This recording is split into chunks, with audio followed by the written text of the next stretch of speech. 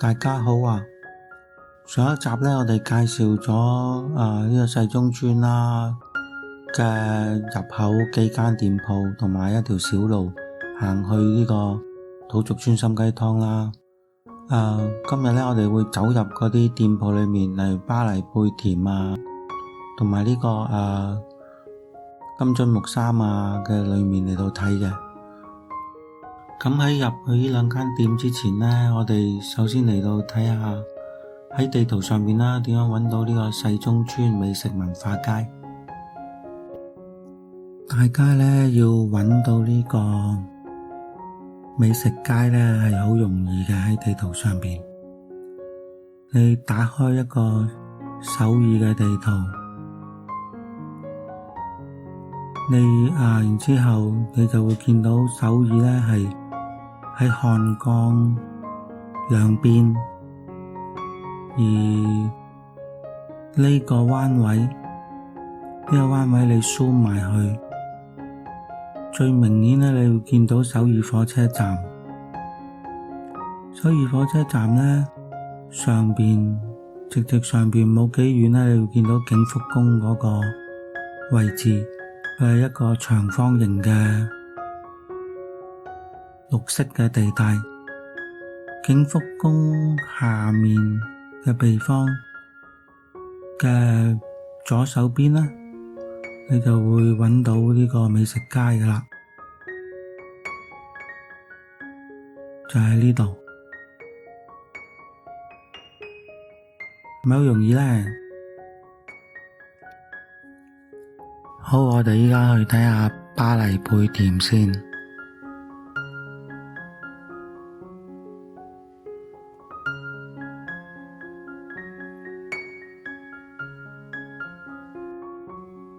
應該係一杯 cappuccino 嚟嘅，呢度係寫住新鮮果汁啊。照片係2016年嘅喎，你睇上面都仲未有吊燈嘅。呢個 Cafe Verde 叫又係一個韓國品牌嚟嘅，唔係意大利品牌嚟嘅，佢係同巴黎貝甜同一個老闆嘅。呢度係美食街喺大路望入去嘅位置。你睇呢座大廈呢，上面有一個塔喎，佢係一個好好嘅地標嚟嘅。佢就係首爾嘅警察廳，你喺好多地方呢都會望到嘅。所以你就知道你自己大概嘅相對首爾警察廳嘅位置喺邊啦。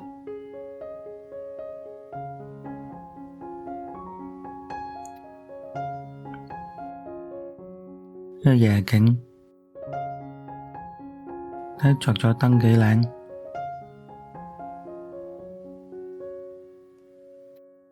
哇！你睇下啲芝麻嗰塊火腿，真係睇見都流口水啊！而個包裝嘅設計呢，就係可以兜住啲口水，唔會俾佢滴落地下嘅。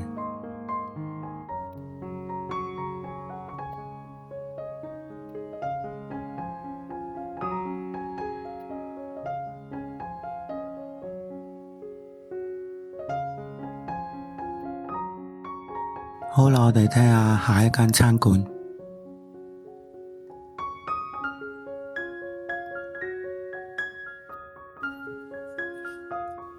跟住落嚟呢，我哋睇下金樽木三。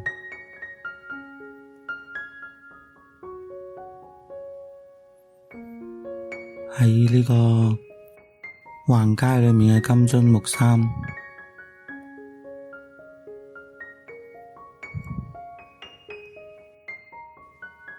呢度就係金樽木三裏面啦，好乾淨，好整齊啊！烤肉嘅爐，個煙通，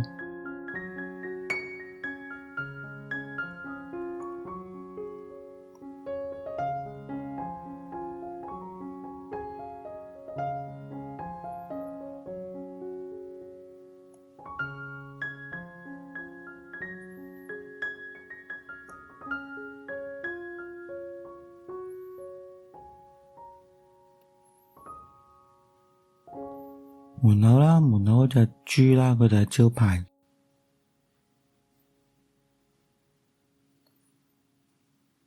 呢個磚牆咧，我唔知係咪專登嘅咧，咁舊啊，咁殘破嘅，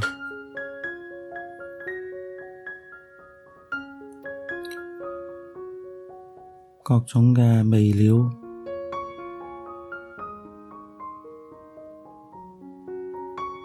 蒜頭，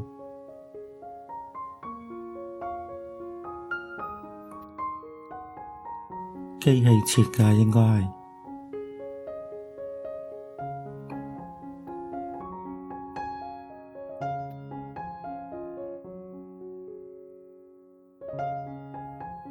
呢個係矮瓜嚟啊！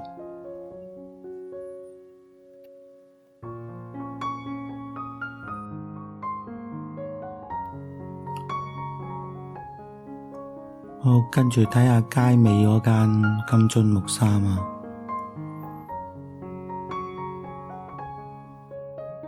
呢度啦，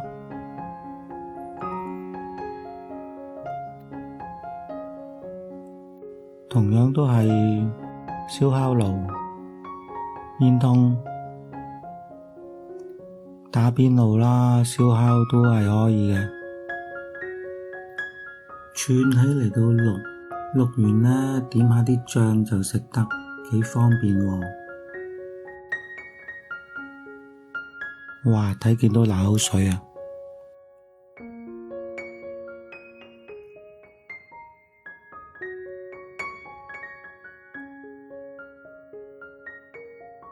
我試下用我有限嘅韓文翻譯一下啦。佢呢度話係經營咗30年嘅由兒子做嘅烤肉，跟住話我烤肉你哋即管食啦咁樣。上邊呢就話保證多汁。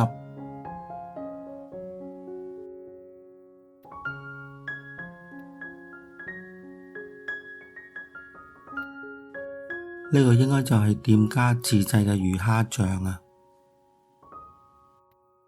烤之前係咁嘅樣嘅，烤完呢就係咁嘅樣啦。一般嚟講呢，菜呢係用嚟包住嗰嚿烤肉，再加埋啲醬料一齊放入口度嘅。有一段影片喎。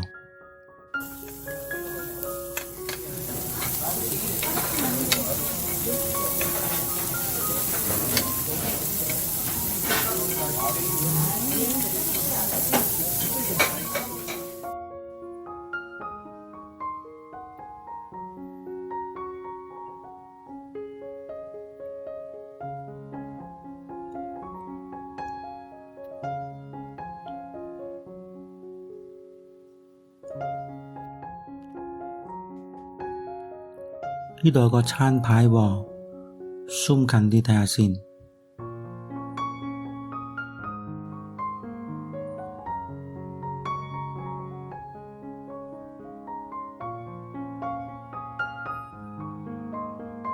烤肉呢度呢應該話係每100g呢就咁多錢，咁每一份呢就150g嘅，而咁就係咁多錢啦。而呢個五花肉同梅花肉比個豬頸肉平少少喎。下面呢度呢就係話甜品，不過其實我覺得係應該係叫小菜比較貼切啲啊，因為你睇佢有呢個麥麵啊、鋪菜啊、醃菜啊、飯咁樣嘅。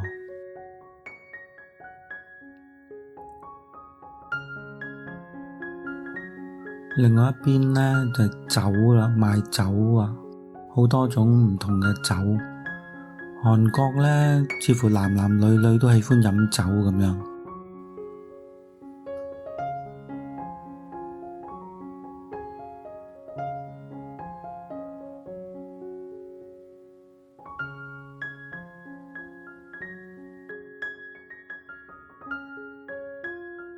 呢隻係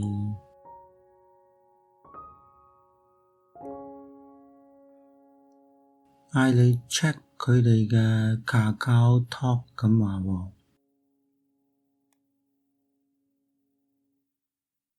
可能就喺呢個 screen 上邊。好啦，金樽木三大致上就係咁啦。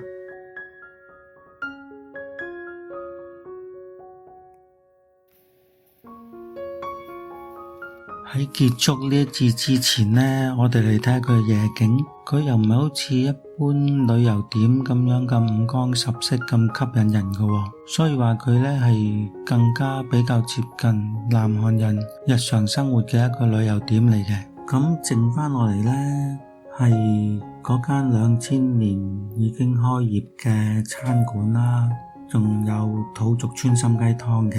呢兩個呢，我哋就留翻下一節再講啦。喺節目結束之前呢，我係想借呢個機會多謝嗰啲提供照片同影片嘅人。